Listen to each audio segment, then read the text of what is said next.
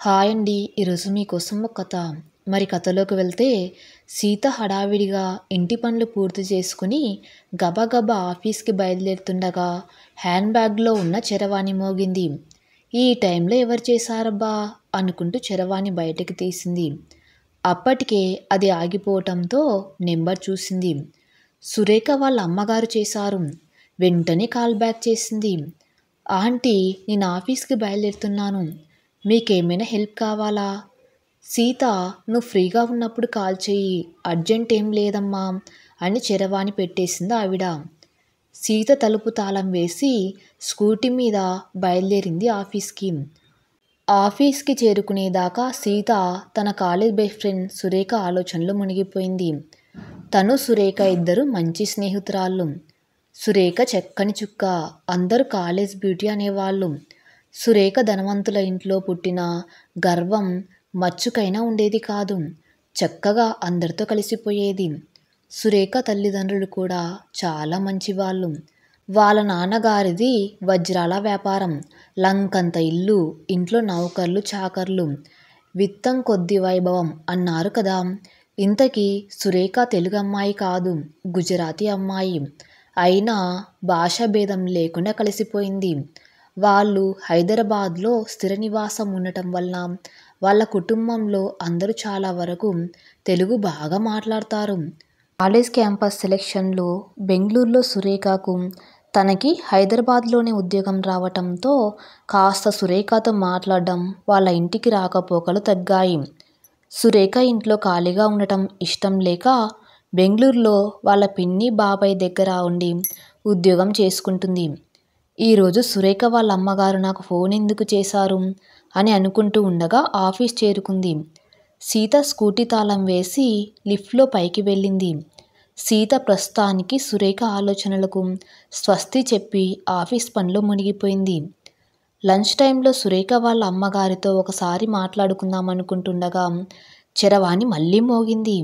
ఈసారి తన కొలీగ్ రాణి దగ్గర నుండి కాల్ వచ్చింది. హలో అంది సీత. సీత, నేను రాణిని మాట్లాడుతున్నాను. హా రాణి, ఎలా ఉన్నావు? చాలా కాలం తర్వాత గుర్తొచ్చినట్లు ఉన్నాను అంది సీత. అదేం కాదు, నిన్ను మర్చిపోతేగా గుర్తు రావటానికి. సంసారంలో తలమునకలవుతున్నాను. రోజూ అనుకుంటా నీతో మాట్లాడదామని, సమయం దొరకట్లేదంతే అని నిట్టూపి విడిచింది. నా సంగతి అలా ఉంచు, నేను బాగానే ఉన్నాను. నువ్వెలా ఉన్నావు అని అడిగింది రాణి. నేను బాగానే ఉన్నాను. నువ్వు సురేఖ పెళ్ళికి వెళ్ళావా? పెళ్ళి ఎలా జరిగింది? సురేఖ అక్కడే ఉందా, అత్తారింటికి వెళ్ళిందా? అత్తగారింట్లో సంతోషంగా ఉందా అంటూ ప్రశ్నల వర్షం కురిపించింది సీత. మా నాన్నకు అదే సమయానికి సుస్థి చేయటం వల్ల నేను పెళ్ళికి రాలేకపోయాను అంది సీత. సురేఖ కూడా పెళ్లి తర్వాత నాకు కాల్ చేయలేదు, పెళ్ళికి రాలేదని నా మీద అలిగిందనుకుంటా అని నిట్టూర్చింది సీత.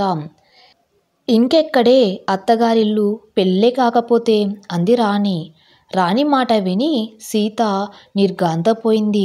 సీత ఆశ్చర్యంగా, అదేంటి, 15 రోజుల కిందటే వాళ్ళ అమ్మగారు పెళ్లి పత్రిక కూడా ఇచ్చి వెళ్ళారు కదా అంది. పత్రిక ఇస్తే పెళ్ళయినట్లేనా అంది రాణి. అసలు ఏం జరిగింది రాణి అని ఆతృతగా అడిగింది సీత.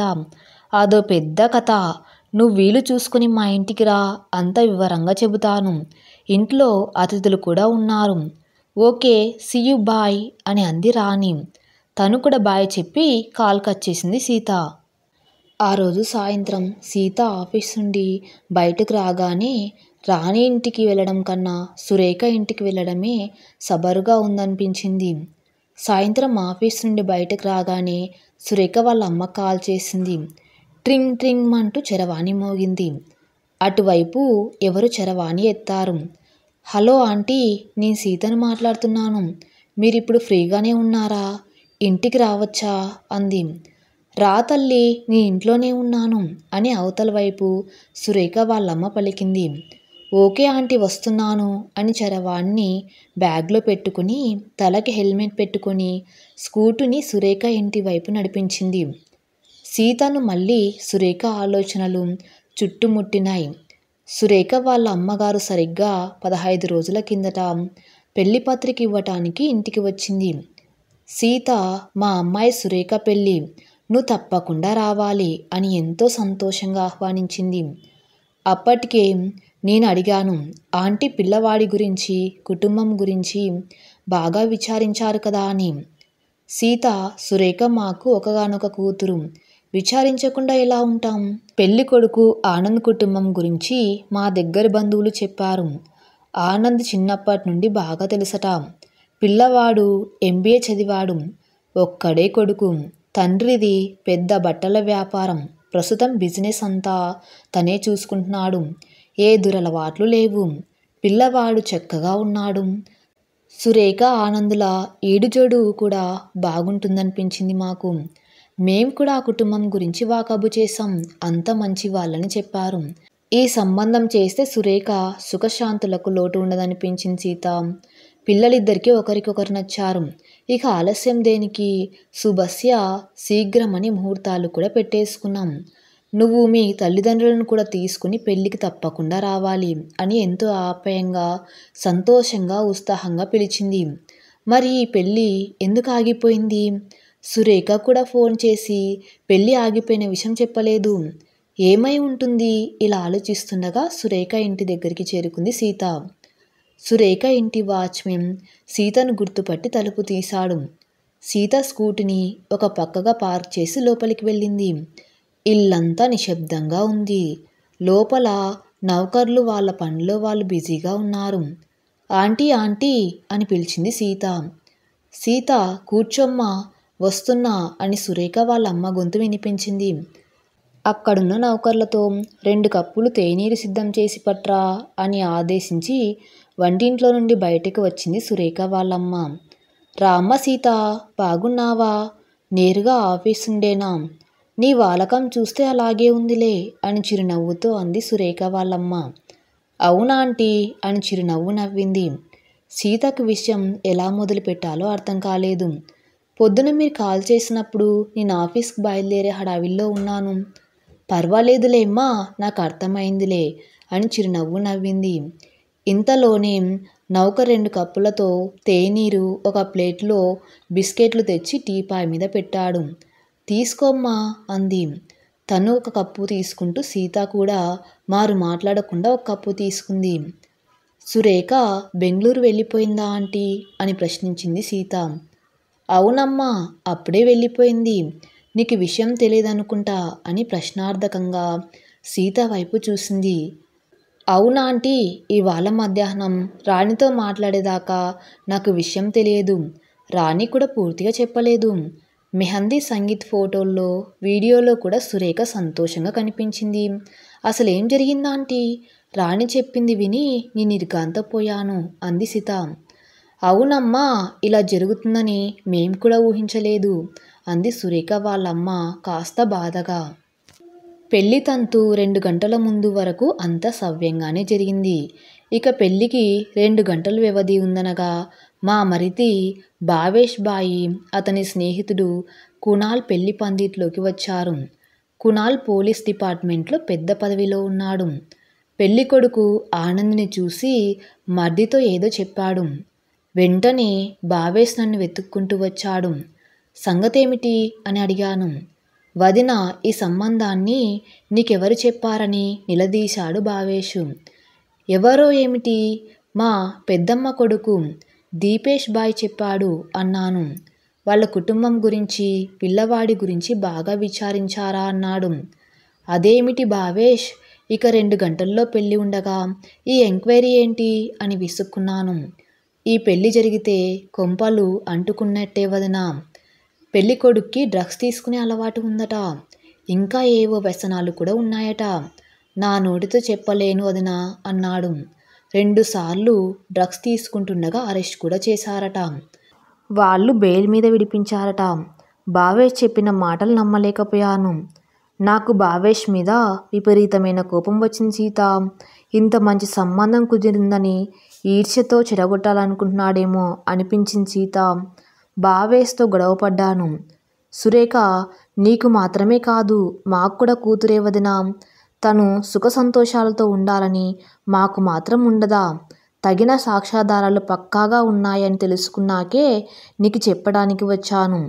ఈ పెళ్ళి ఆపి సురేఖ జీవితాన్ని కాపాడతావో, లేక పరువు మర్యాద అని పెళ్లి చేసి దాని గొంతు కోస్తావో నీ ఇష్టం వదినా అని భావేష్ అక్కడి నుంచి వెళ్ళిపోయాడు. మీ అంకుల్ షాక్ నుండి కోలుకోలేదు. నేను ఉండబట్టలేక మా పెద్దమ్మ కొడుకు దీపేష్ బాయిని పిలిచాను. దీపేష్ బాయిని నేను మీ అంకుల్ కలిసి నిలదీశాము. మీరు విన్నది నిజం కాదని కొట్టి పడేశాడు. అబ్బాయి డ్రగ్ అడిక్ట్ అని నీకు తెలుసా నిలదీశాము. ముందు వాడు ఒప్పుకోలేదు. పెద్దింటి పిల్లలకు ఇవన్నీ మామూలే కదా, పెళ్ళయితే బాధగా ఉంటాడులే అని తోసిపుచ్చాము. ఏదో బలమైన కారణం లేకుండా ఈ సంబంధం మాకెందుకు అంటగట్టారని చూస్తాడు.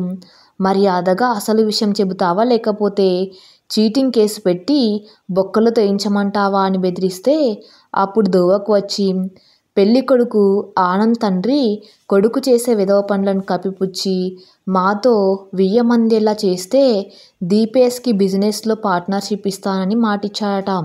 వాడి స్వార్థం కోసం ఆడపిల్ల జీవితం బలి చేయడానికి కూడా వెనకాడలేదు. సొంత పెద్దమ్మ కొడుకు వాడింత ద్రోహానికి తలపడతాడని కలలో కూడా ఊహించలేదు సీత. ఈ పెళ్లి జరగదని తేల్చెప్పాక ఆనంద్ కుటుంబ సభ్యులు చేసిన హంగామా అంత ఇంత కాదు. చివరికి పోలీస్ కంప్లైంట్ ఇస్తామని బెదిరిస్తే గానీ తోకలు ముడుచుకొని పోలేదు. సీత, సురేఖ అదృష్టం బాగుండి భావేష్ ద్వారా విషయం తెలుసుకునే సమయానికి ఈ పెళ్లి ఆపగలిగాము. ఎంతమంది ఆడపిల్లల జీవితంలో పెళ్లి సమయానికి నిజం తెలుస్తుంది.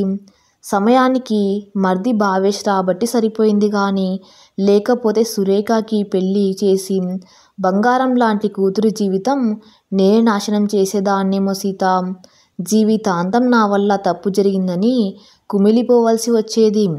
స్నేహితుల మీద, బంధువుల మీద ఆధారపడకుండా మనం కూడా సంబంధం గురించి స్వయంగా కొంత సమయం తీసుకుని అన్ని విధాలా విచారించడం చాలా చాలా అవసరం.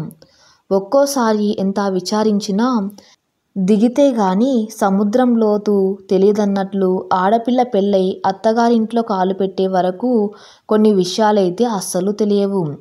సీత మౌనంగా వింటుంది.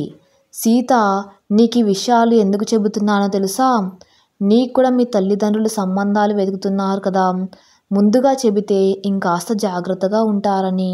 నీకే కాదమ్మా, మా ఇంట్లో ఈ సంఘటన జరిగినప్పటి నుండి అందరికీ, అటు ఆడపిల్లల తల్లిదండ్రులకు ఇటు మగపిల్లల తల్లిదండ్రులకు పిల్లలకు సంబంధాలు వెతికేటప్పుడు తొందరపడవద్దని, అన్ని విధాలుగా ఆలోచించి ముందడుగు వెయ్యమని అవగాహన కల్పించటానికి నేను సాయశక్తులా కృషి చేస్తున్నాను సీత.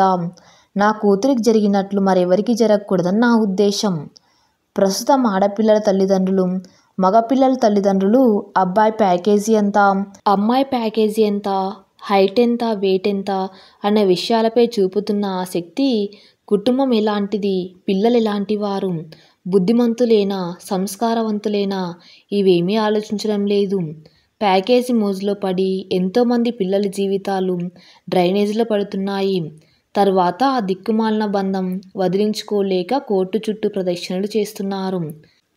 సీత, మరి ప్యాకేజ్ గురించి తెలుసుకోవటం తప్పంటారా అంది. అస్సలు తప్పు కాదు. దాంతోపాటు ఆడపిల్లలు, మగపిల్లలు ఎటువంటి కుటుంబ వ్యవస్థలో పెరిగారు, క్రమశిక్షణ, సంస్కారం, నైతిక విలువలు, మంచి వ్యక్తిత్వం కలిగి ఉన్నారా లేదా అని పట్టించుకోకపోవటం చాలా పెద్ద పొరపాటు అంటున్నాను అందు సురేఖ వాళ్ళమ్మ. ధన సంపాదన ఒకటి ఉంటే సరిపోతుందా, నువ్వే చెప్పు సీత అంది. లేదన్నట్లు తలూపింది సీత. అలాగే మగపిల్లల తల్లిదండ్రులు ఆడపిల్లల ఎంపిక పట్ల జాగ్రత్త వహించాలి. మనం వార్తల్లో మోసం చేసిన ఆడపిల్లల ఉదంతాలు ఎన్ని చూడట్లేదు. నువ్వు కూడా ఈ విషయాలను మీ తల్లిదండ్రులకు దృష్టికి తేవడమే కాకుండా మీ ఫ్రెండ్స్కి, కొలీగ్స్కి, చుట్టుపక్కల ఉన్న వారికి చక్కగా అవగాహన కలిగేలా చెప్పు. మరో సురేఖను కాపాడిన వాళ్ళం అవుతామంది సురేఖ వాళ్ళ అమ్మగారు. అవునండి, ఖచ్చితంగా అంది సీత. ఈ కథ ఇంతటితో సమాప్తం. మరిన్ని మంచి స్టోరీస్ కోసం నా ఛానల్ని ఫాలో అవుతూ ఉండండి. Thank you for listening.